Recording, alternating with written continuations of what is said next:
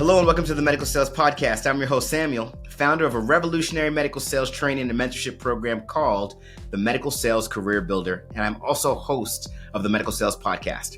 In this podcast, I interview top medical sales reps and leading medical sales executives across the entire world. It doesn't matter what medical sales industry, from medical device to pharmaceutical to genetic testing and diagnostic lab, you name it, you will learn how to either break into the industry, be a top 10% performer within your role, or climb the corporate ladder.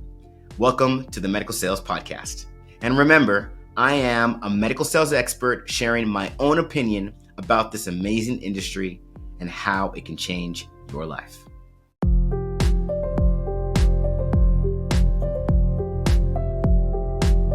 Hello and welcome to the Medical Sales Podcast. I'm your host, Samuel, and today we have with us another special guest, and he goes by the name of Sam Cooper. Now, this is an episode you can't miss. It doesn't matter who you are, whether you're someone that wants to get into medical sales, you're someone that's in medical sales, someone's leading the way, or someone that's just listening to a new podcast. You got to listen to this one because Sam works in aesthetics, and he works in plastic aesthetics, which means all of his friends, because he's in LA, are the celebrity plastic surgeons as well as his customers. And the things we get into on this episode, we literally talk about things from how often are men or women getting whatever they're getting? What's their sentiment around it? What does it really mean to be a plastic surgery sales rep? How are teams built and how do they do what they do? And where's all this technology going? What are we going to be able to do 10, 15, 20 years from now? This is one of those episodes that's packed full of information, so much that we had to break it up into two parts. So I will say no more. As always, we're doing our best to bring you guests that are doing things differently in the medical sales space. So I really do hope you enjoy this interview. Hey, Sam, how are you doing today? Doing good. How are you doing? Fantastic. Why don't you tell the audience who you are and what you do? My name's Sam Cooper. I'm the district sales manager for InMode, and InMode is a medical device company that specializes in aesthetic medical devices. What I like to do when anybody gets on the show, what do you know about us? And of course, how's your day going? Day's going really good. Had a good week. Yeah, I love to hear. All right. Yeah. I guess, I took a look at after I got the LinkedIn message, I took a look at your guys' Spotify playlist. So I went through that. So it looks like you kind of like go through all the different medical sales industries, and which was really cool because I'd never really seen, people from like orthopedic and pharmaceutical, and I kind of live in like a completely different world, I guess. And then if I'm correct, you also kind of use that for like networking and recruiting and connecting people and kind of educating people about all the different types of industries, right? Exactly. Our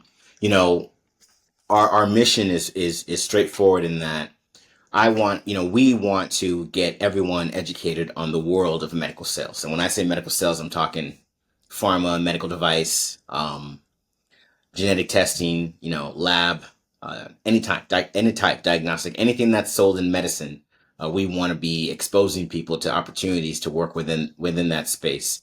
And then our program actually focuses on helping candidates that have no experience, helping them get positions in medical sales, a little differently than hiring a recruiter or just, trying to go to the company. We actually have a network of individuals we work with, and we train students on, how do you put your best foot forward? How do you make yourself shine so that when you're in an interviewing pool with other candidates, you're the one that they're paying attention to? Yeah, Mm-hmm. Mm-hmm. absolutely. Mm-hmm. So yeah, that's what we do. That's really So when I smart. see you say it again. Really smart. That's I what appreciate that's you. what the industry needs for sure. Yeah, yeah. Our mission is to, can we uplift can we give the industry a facelift by pouring everything we can into these students so that when they get these jobs, they're not just, run of the mill people that are doing this to try and do it. They're people that understand why they're there, know why they're there, want to be there, and are ready to give it their best foot forward to ultimately, improve patient outcomes. Yeah, and that's what makes us happy, man. That's cool. That's Yeah. awesome. So talk to me about you. InMode. I am a little familiar with InMode. I see you're a rock star. rep that now has been tasked to lead a bunch of other rock star reps. Talk to me, man. You know, what do you love about what you do, and what do you want to absolutely make sure we highlight in our episode today? So I first of all, I love what I do. It's like, I got into this kind of like after doing copiers for like 1 year. So I was kind of like Mhm. the kid out of college that did like like I wanted to do medical device in general, but had no idea Oh, so wait a minute. So how did you find out? How did you find out about medical sales? So okay, so get this. So I have a twin brother. He works with me here at InMode. Actually, we're on the same team. So Hmm. when me and my brother were like young, we were like 12 years old. My grandma was selling her house, and the guy that bought her house showed up when we were helping her move, and he's like this really cool guy in a suit, like super charismatic, and like talked to us like all night. And then me and my brother were like, what do you do? And he was like, I'm a medical device salesman. Wait, what? What? What year was this? This is like when I was 12, so Oh my gosh, you were 12. yeah, I'm 32 now, so like we're talking 20 years ago. Oh wow. Okay, so yeah, please tell the whole story. So 20 years ago.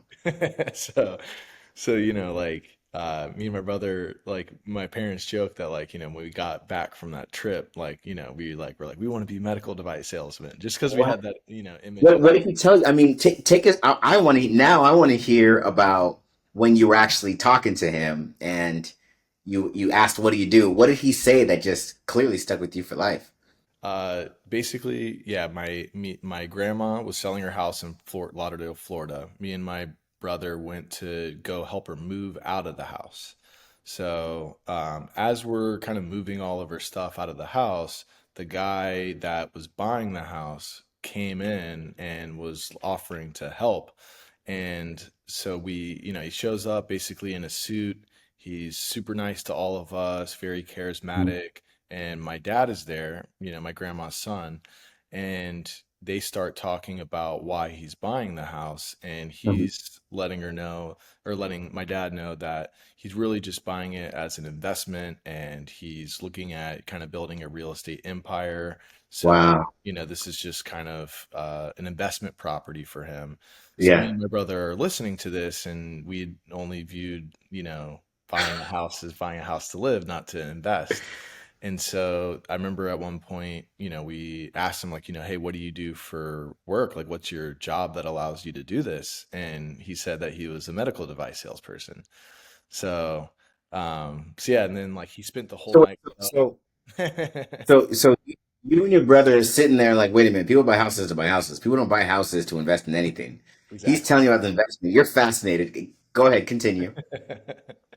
So yeah, then like, he kind of like helped us move, but then spent like the rest of the night with us, like, got a drink with my dad and stuff. And then we got to talking, and, like he kind of told us a little bit about his job, just said that he really liked it and he was really happy and, making a lot of money and all of that good stuff. Wow, that's So, amazing. That's I've talked to gosh, I've probably talked to 1,000 people about what got them into the industry. This is a first. I've never heard this. This is fascinating. So I want to go back to the dinner. So you're sitting there, you're being serenaded by this guy. He's completely impressed you. I know you're 12 years old, but can you like remember how you felt when you went home? Can you remember when I went home that day, all I could think about was that's going to be my future. I mean, what was going on? yeah, I mean, I remember, thinking to myself like, hey, I want to wear a suit and I want to be like that guy. That's what's so fascinating about that. I make not even jokes, but when I talk, I have two sons. One of them's 14, and I say, and when I talk to him and I talk to my friends about their kids, I say, my 14-year-old, this is it. Like whatever he's doing right now at 14 years old, this is whatever things he gets into, good or bad. These might become the things that help him succeed or plague him for the rest of his life. Yeah. So when I hear that you were 12 and you got introduced to this amazing career. I mean, that's wow. Okay, so what type of sales was this guy doing? I don't remember, and it's funny because I guess the story from there goes that kind of had that in the back of my head. And then obviously as I got into high school, I, had a couple different ideas of things that I wanted to do. And then as I got into college, I first like majored in psychology but didn't like it. Then I switched over to business school. And then when I was in business school, I went through, all the different routes of business, so accounting, finance, Right. international business or foreign exchange, and didn't like any of those. And in particular, like none of those were really speaking to me. And then basically like I had a couple uncles that are doctors, and I called them and was like, "Hey, I'm in business school. Do you have any suggestions for like, what I should do?" And their advice was, hey, like, we're in medicine. I definitely wouldn't advise getting into medicine itself, Ah, but you should maybe consider being around medicine. And one thing you can do with a business degree is you can get into medical device sales. So wow. then Wow. the It, connections. it, it, it clicked. You said Eureka. The light bulbs were turned on, and you knew where you're supposed to be. Um, you got to get back in touch with that guy. Like if Yeah, you, I know. I wish I knew who he was. well, I mean, you said your dad knew him, right? I mean, we never talked to him after that. Well, ask I mean, for me, just ask your dad. I gotta know because Yeah. that guy, he has to be if he's alive and well, he has to be notified that he made this kind of impact on a young man's life. Yeah, very true. That is fantastic. Okay, so talk to us then. In mode aesthetics. So break it down. What is the medical sales you do? How does it work? Break it down. So, InMode is basically in the subsection of the medical device industry known as the aesthetic device industry. We also, like the colloquial term would be the laser industry. Okay. But really, that's kind of changed to be called the energy-based device industry. So we use like a lot of different types of energy to perform aesthetic treatments. So aesthetic treatments are treatments that are not covered by insurance, number one. So these are all elective procedures. They are all cash pay procedures. So kind of what we're doing at, what the devices are performing is something that people choose to do and are willing to spend money for and have the understanding that it's not going to be covered by their insurance. Right.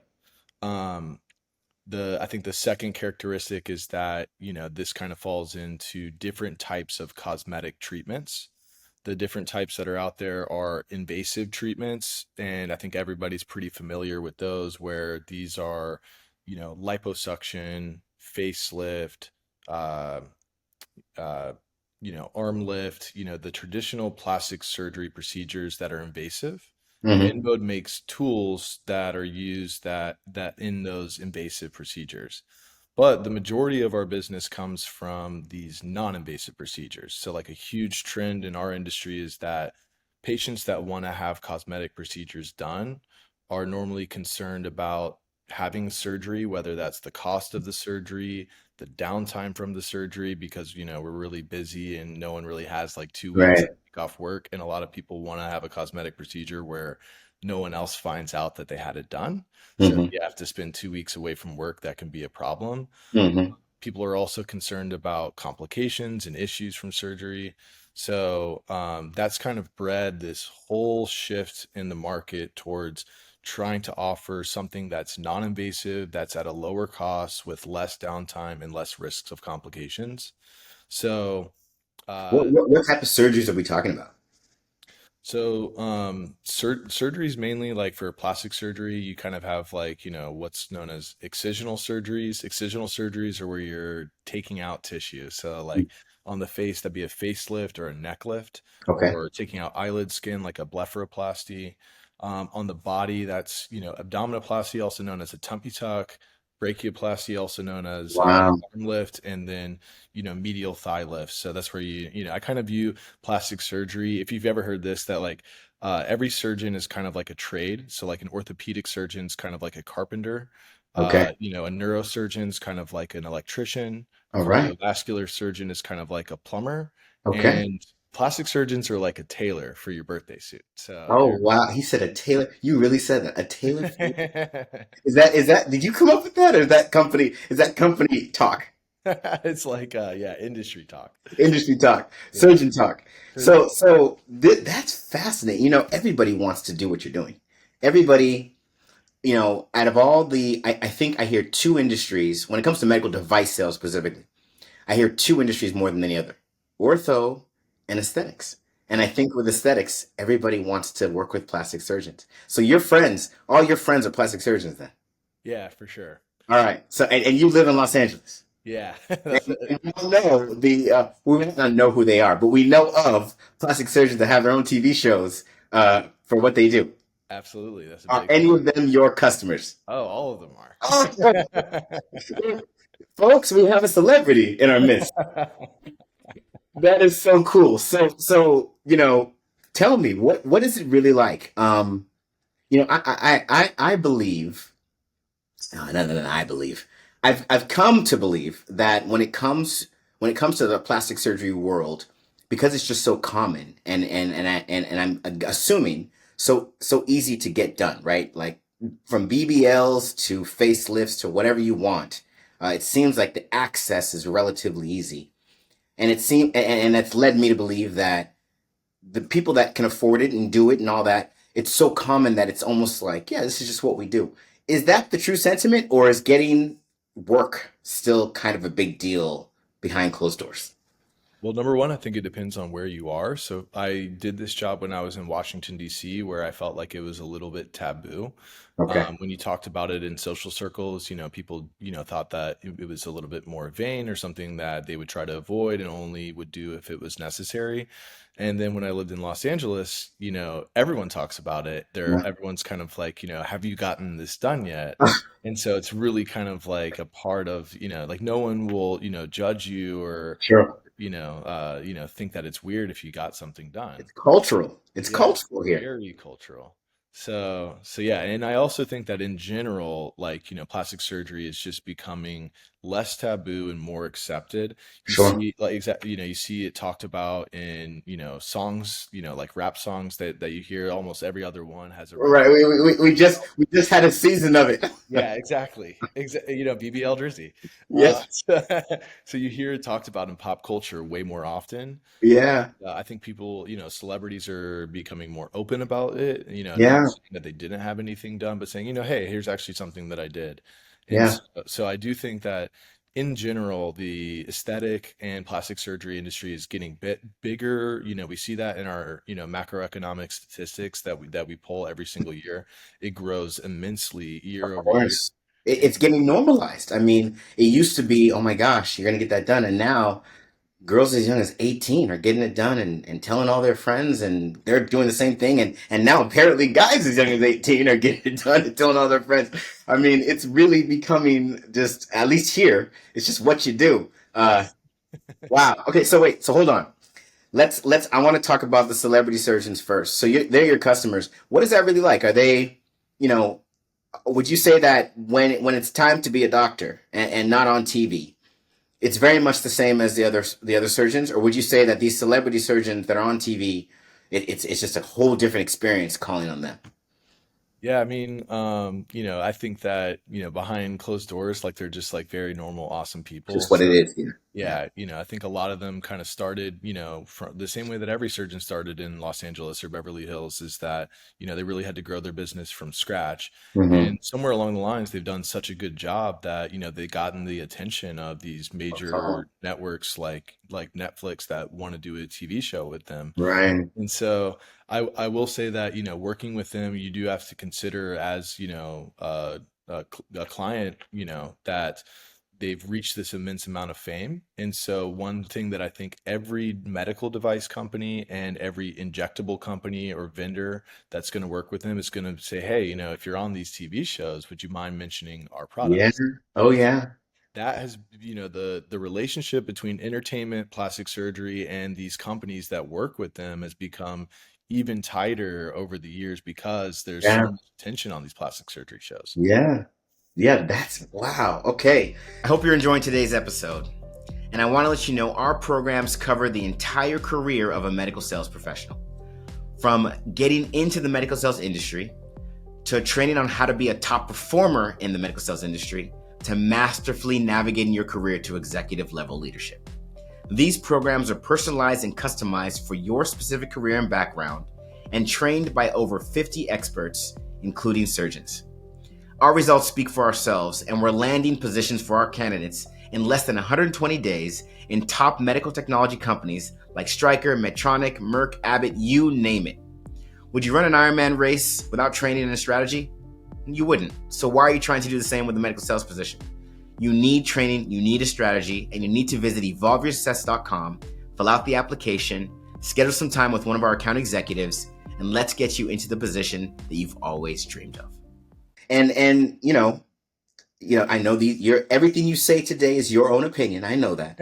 But have you been able to, speak as freely as you can? Any cool outside of work opportunities you've been able to create with your plastic surgeon, especially celebrity surgeon customers that have become friends? That have become friends. Yeah, well, definitely, it's funny because I'm like from like a small town in Virginia and grew up like, only looking at celebrities and not being around them. And then Right. I moved to Los Angeles. I didn't ever anticipate ever like working with celebrities, but I will say Right. like, being in this industry and being around these surgeons that have really good connections like that, I have met way more, A-list celebrities than I ever anticipated. Wow, that's so cool. So yeah, like, you see a lot of people that I've had my mind blown multiple times where I've been completely starstruck in an office Wow. and you're like, oh my God, I You're can't. like, is that what okay, so I'm gonna do it. I can't not be talking to you and not do this. Who is the celebrity you saw that just blew your mind? Um, and we'll say you saw them in the parking lot because they weren't getting work done. You just happened to see one, right? Of That's course. right. So who was it that you were like, wow, I just met? Yeah, I would say the best ones by far were the Biebers and the Kardashians. He said the Bieber. So you met husband and wife. Oh yeah. So were they snuck in? I'm assuming anywhere anyone spots them, there's a whole mass of people trying to get a signature. How is it done? So, funny, the Bieber's was definitely a private location that, I had to drive to and get to security. And the Kardashians was, at an office, but there was a giant convoy of black SUVs that were blocking off the parking lot. This is straight out the movies. Oh my goodness. Which no, don't tell you which Kardashian. But did you meet more than one Kardashian or just one? I've only met one of them, yeah. Wow. Wow. That is fantastic. That is fantastic. I love this. So, be honest with us. Has anything changed about how you see things working in aesthetics in this medical device space, whatever you expected or thought it might be, and of course working in Los Angeles celebrities? Has the whole experience, what's it changed for you and how you see life, how you do things? Speak as freely as you want.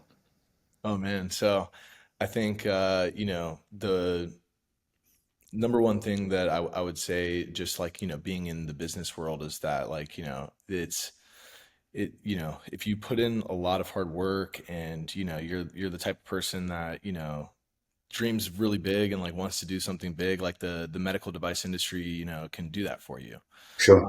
So you can interact with the top 1% of surgeons that or doctors, and that can take you like so far in life, beyond just being a salesperson that's knocking on doors.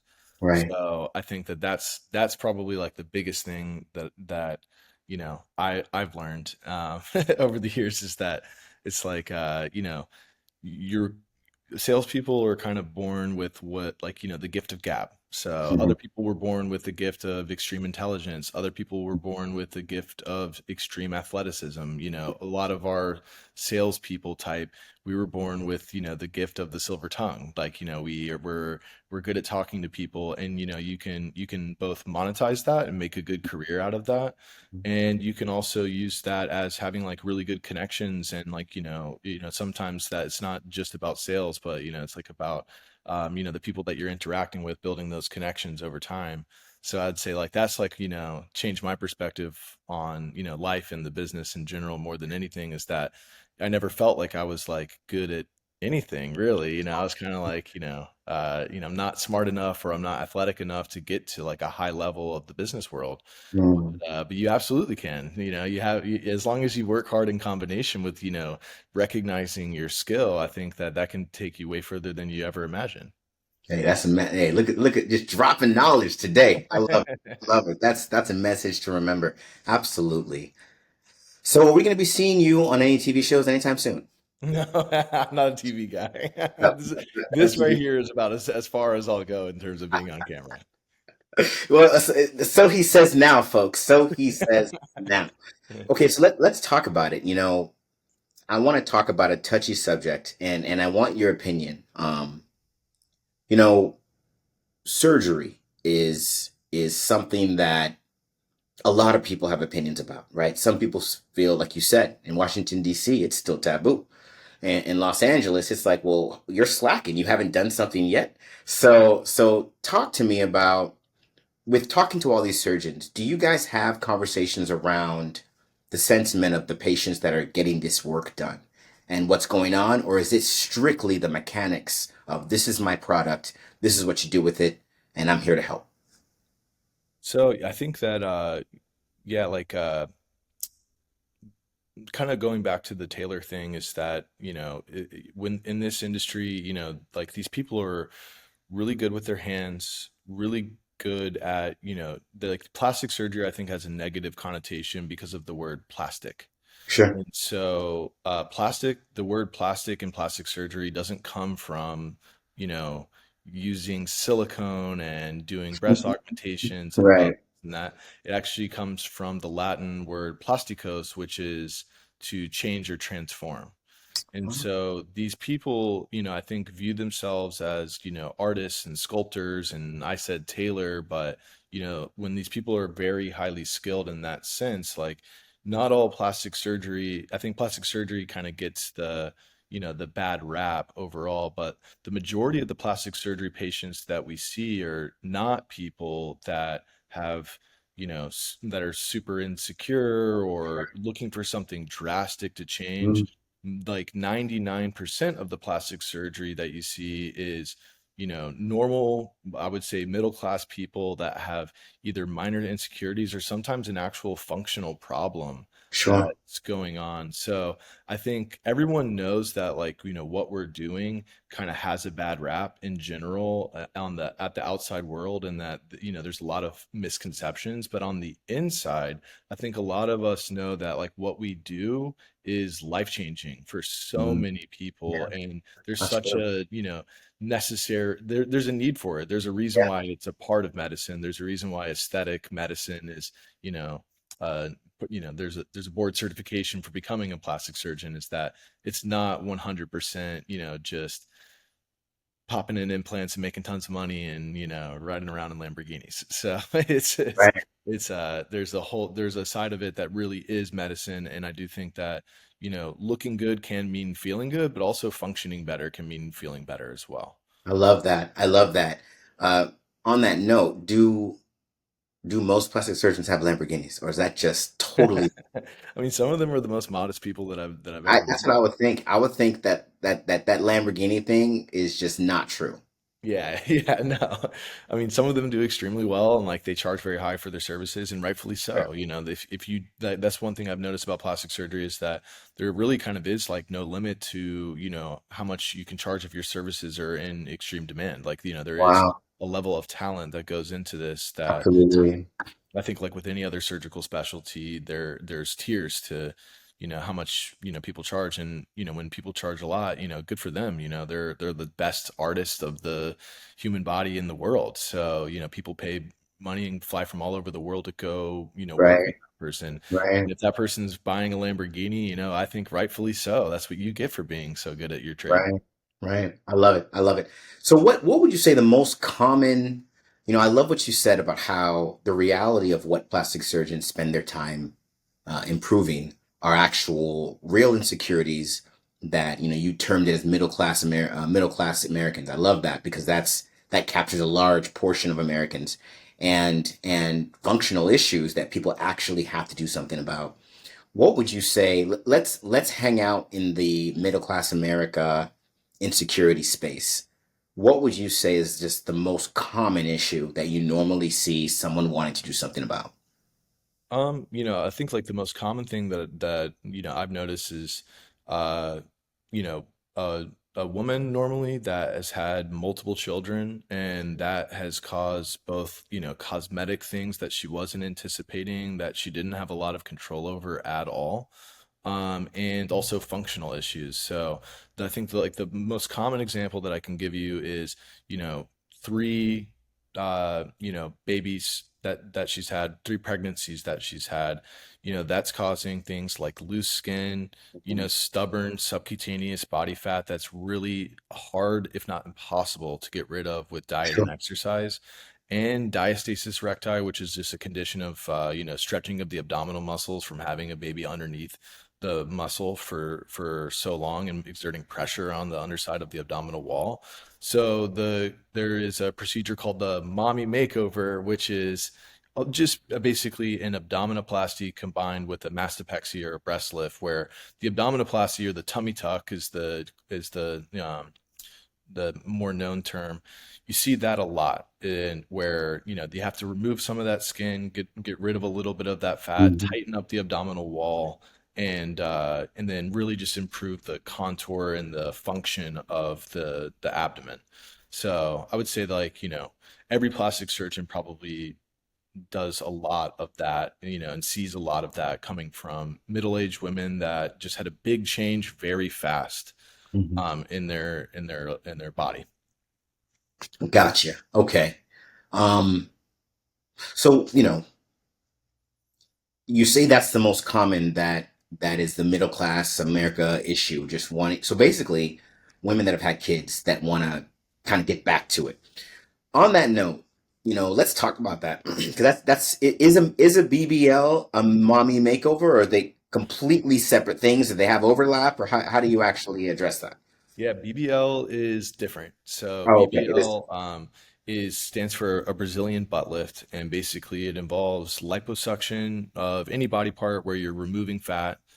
So mainly, like let's say from the abdomen, let's say the arms, taking fat out of that area, and then using that fat or repurposing that fat to be placed in an area where you want more volume. Oh, okay. See, look Exactly. at me. I live here. I didn't even know that. Okay, I get it. Okay, so it really is it's really is getting skinny somewhere else to make the butt bigger. Okay. Exactly. All Exactly. right. Well, it still supports the question I want to know. So, we'll talk about both, I guess. The mommy makeover first. You do all this work.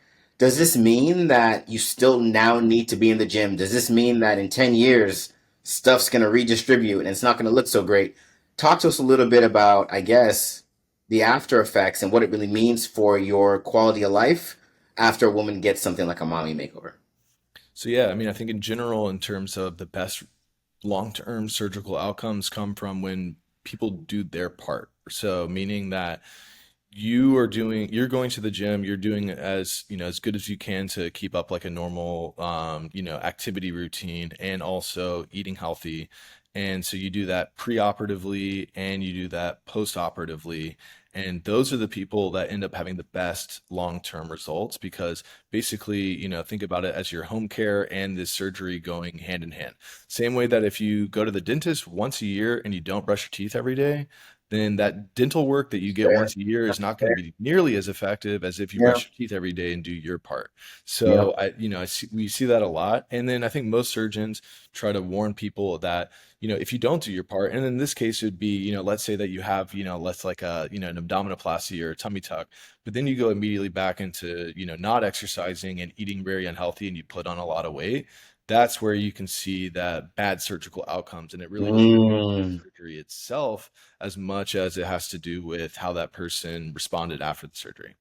So, is there ever a situation in which someone can say, "Man, you really should not have gotten that surgery because of how you aged," or is it always a situation of, "No, any surgery you get, if you take care of yourself and you age, it's gonna maintain, or it's gonna be better than if you hadn't done it." Right. Yeah, I mean, I think there's certain surgeries where I've seen a lot, for example, where a patient will come in for a consultation with the full intention of moving forward with the surgery, but the surgeon will decline them. And so that's if they're doing it for the wrong reasons or if they're not, Mm, physically or mentally ready for this. So, mm, I think I see that like actually quite often more than you would imagine of patients either getting declined for surgery altogether or mhm. being told that they do have to make modifications in their life first before they can Before they actually can entertain it. surgery. So even though What's this is elective, yeah, there's still criteria for being a good candidate for this. right. So, but yeah, and then I think for your second question, like yeah, I think you still see like some people that have complications and stuff like that. It's a part of life. It's a part of medicine. It's a part of surgery. But So I guess what and I'll be direct about it. So a BBL, is it does it ever happen where a woman gets a BBL, it goes to her butt, and a couple of years later her butt looks misshapen because it just you know it just happened, or if that happened, it's because she didn't go to the gym, she did something on her own, and that's why that's happened. yeah, so I mean, I think we see that I think BBL is um, the one of the highest rates of basically a surgery either number one not being performed correctly or well, or number Mm, two, people not getting those good long-term results where other people are saying, hey, that looks bad or that doesn't look natural. sure. Yeah. And I think that partially comes from, I think a lot of people want it. So, and they may not be a good candidate for it. And they have unrealistic expectations about what can be done in the operating room. And so, I think you see a lot of people kind of forcing it upon themselves. So, Mm, I think I see that a lot. And then the second thing would be the not them not, keeping up with their own maintenance of this. But I think like most of the bad BBLs that you see out there, you look at this person and you're like, okay, that was either way overdone or you just were not a good candidate for it in the first place and shouldn't mhm. have forced the issue and gotten it done. So Gotcha. yeah, I think a lot of surgeons out there kind of have mentality that this is a trend. So I So think let me get my share of this trend. exactly. Like if you think back into like the Pamela Anderson days, a trend in plastic surgery was to have very large breasts. And so Mhm. that became a thing. And then I think you saw a lot of what we would call bad breast augmentations because Yeah. people really wanted that extra large look. And then Hmm. now the trend currently is a really large butt. So you Yeah. see a lot of pressure to, adhere to the societal norm of having a huge butt, and it doesn't look good on everybody, and not everybody should have it. And the Right. sad thing about it in general is that we know that this is a trend, and then in 10 years, having a big butt might not actually be the cool It's not in anymore. Right. thing. No, I don't think anyone's thought about that. Oh yeah, Yeah. that's no, that's interesting. What's the common reason surgeons deny a patient whatever they're asking for because they don't feel they're ready? What's the most common? Number one reason by far is unrealistic expectations. So a lot of people, you see this in consultations is that they come in and they'll show you a picture of their favorite celebrity and they'll say, I want to look like this. And that usually is not going to work. And Mm, so you have to be, really realistic about what it can be done and to what extent that can be done. And so I noticed that the best consultations happen where someone brings in now a picture of themselves with like a little small filter on it. So that's right. more realistic about Okay. what can be done is that you want to look like a refined version of yourself, but you still want to look like yourself. You don't want to look like somebody that is not you because that's Right. Well, I mean, are you telling me there's no software that exists that people are using to just do that at the doctor's office? so yeah, they do use software. That's a huge thing in the plastic surgery industry is visualization software. Right. There's cool companies actually that you should consider interviewing them. Canfield is like a big one where they will show like for example if you're getting a rhinoplasty, you can show hey this is how we're going to bring the hump down. This is how we're Oh, going that's to elevate cool. the tip. And Yeah. so this is an approximation of what you'll look like after surgery. So Yeah. both of the surgeon and the patient can get on the same page about what can be done. Wow. Wow. Okay, so let's go back to the surgeon themselves. You said something earlier that makes me really wonder. You said that when there's a trend, for example, right now there's the BBL trend. A couple surgeons, not even a couple, I'm sure a large number of surgeons want to get in on that trend, whether they have the experience or the wherewithal, for lack of a better word, to do an amazing job. So what is it like in the plastic surgery world? Is it really, are there standards? Is it just like of course there's standards. What I'm really asking is it kind of like the wild, wild west where because there's so much nuance, because there's so much individualization on what somebody wants, and because there's so many incoming and outgoing trends, that plastic surgeons are always like, I can just do whatever I want as long as I know how to do surgery, and it's just the wild west and there's no real standard for any procedure. Oh man, this is a controversial subject I for know, right? Well, sure. else would we be on a podcast? Okay, Yeah, Sam, why else? This is where we have them. Please yeah. share. So everything I'll say is my opinion. So the truth is that any doctor can technically perform a BBL, but do they have the credentials or the experience to do it? We see all the time, absolutely, in my opinion, no. There's a lot of people that should not be doing BBLs. And starting with the fact that this is a big thing is that plastic surgeons need to be board certified by the American Board of Plastic Surgery. So that means that they went through extra training. We're talking about a lot of training for a lot of Mhm. years to get that board certification in plastic surgery and be recognized by that board. Sure. So there is a huge amount of cosmetic surgeons out there that are not board certified by the American Board of Plastic Surgery that are performing cosmetic surgeries, including BBLs. So basically, what this means is that this doctor got board certified in something else. So they could be board certified in internal medicine, family medicine, obstetrics and gynecology. And they, at some point, can basically say, even though I'm not trained in this surgical procedure, I can get trained, and there's a like a kind of like a fly by night board called the American Board of Cosmetic Surgery, which is kind of like a weekend course that they can take to get this certification, but it's not Wow. a real recognized board certification from the American Board of Plastic Surgery. So Yeah. what this does is it creates a ton of confusion with patients about who is a plastic Who can surgeon do what? Right. for Right. real and who is Mhm. actually not a plastic surgeon. And so it's kind of like a branding thing. And then I would say that, from there, most of the complications that we see from things like BBLs actually come from doctors who aren't plastic surgeons that are doing this for the first time. So that's in Los Angeles. There was, a month ago, a patient died from liposuction after getting liposuction from a pediatrician. So, meaning that this person has absolutely zero surgical experience. They were advertising themselves as a cosmetic surgeon, which is your way of getting around saying, yeah, you're not a plastic surgeon. Mm. And yeah, the person died from surgical Oh complications. man, So that's so that is a sad. huge thing. And I think most plastic surgeons would absolutely agree with me on this, that patients need to be educated on what to look out for when looking for a plastic surgeon. I think a Right. lot of plastic surgeons, like, tirelessly try to explain this to people, but the problem is that people don't understand. Then also within people that are board certified in plastic surgery, not everyone's good at every surgery. So you see people that, can do it all. Some people specialize in certain things. Like, for example, they'll become an expert in breast or an expert in body or an expert in face. So, and then, so you'll see that even though there is a plastic surgeon performing BBLs, it doesn't mean that that plastic surgeon is good at performing BBLs, even though they have the proper credentialing and training. So I think that there's a contingent within the Society of Plastic Surgeons that are people that, because this is a newer procedure, right? So this is not something that we were even doing Right.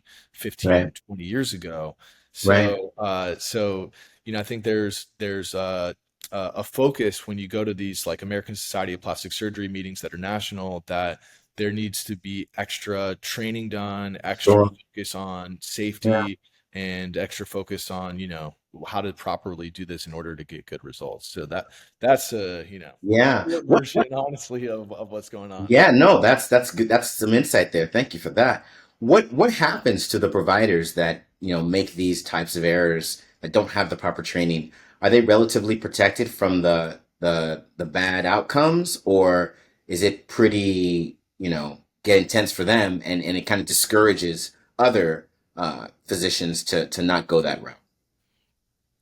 So, I mean, I think, a lot of these surgeons can kind of get away with not having good results as long as no one's getting super hurt or dying. Sure. And that's the scariest thing for me is that there's a lot of patients around that are walking around with they don't even realize I think that they had a bad result. Wow. And Yeah. so basically what I'm saying is that a lot of these surgeons kind of get away with not having any consequences for doing this. Wow. Then there's the patients that have complications and they can get dinged with, license issues, they can get their license revoked, they can get Sure. a bad, and I think ultimately the biggest thing is that they get a bad name in the Right. community. Yeah. Well, a Yeah. small That's community, and people figure it out pretty quickly. right. Wow. Wow. So I want to switch gears a little bit, and I want to talk about just sentiment here between men and women. Again, the BBL jersey thing I think is perfect for this conversation because one of the reasons why it's such a big thing is because as a man, why are you getting a BBL? What do you mean? As a man, why would you do anything to remove fat from a part of your body and especially make your butt bigger? Um, what's the sentiment though, like with men and surgery? Is it that on the surface, men don't get surgery? That's women's work. And behind closed doors, there's like more men than women getting these procedures done? Or is the surface cliche of men don't do that just really non-existent anymore, and it's 50-50? I see more men year over year getting these procedures done behind closed doors or being open about it than ever before. For Wow. sure, Okay. that segment of the market is growing fast, very fast, one of the fastest growing. And I think Wow. men are starting to do things like non-surgical service like Botox and filler and these small adjustments that, or even just having good skincare. So like the joke with men is that, men use kind of like a three-in-one shampoo, uh, body wash and skin. We cut when it comes to aesthetics. We cut corners in every department. That's the joke. Absolutely. Absolutely. So like men, can kind of be gross in that sense. So and I think men are getting educated now on like the importance of like having good skincare and good maintenance and not only taking care of your body and your mind that we know that we should be doing, but also taking Right. care of your skin. And Right. so I think men are starting to do this more. What that's leading into is having, procedures like radio frequency procedures for building collagen in your skin, laser procedures like having laser hair removal or doing Mhm. a laser facial or removing brown spots from your skin or getting rosacea away from your cheeks, things Sure. like that. And then, so those are kind of like what I would call mid-level cosmetic procedures. And then I think, men are also, having surgeries done. So they're getting things like rhinoplasties to make their nose look better, blepharoplasty to make their eye bags look better. Sure. They're having facelifts later in life because they want a sharp jawline. A lot of men are like, back in the market, they're single again. He's like, I just had my divorce, and it's time to.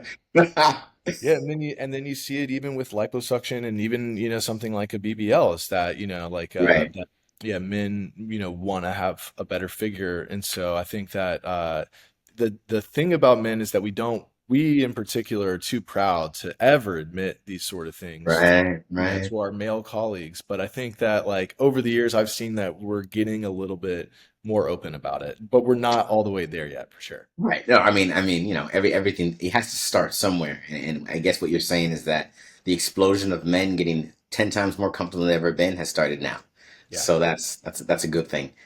And that was Sam Cooper. Wow. I don't even know what to say. I mean, fascinating stuff. I don't want to talk too much on it because we have a whole nother episode for you to listen to where we go even deeper. So I don't want to give anything away, but I will say this.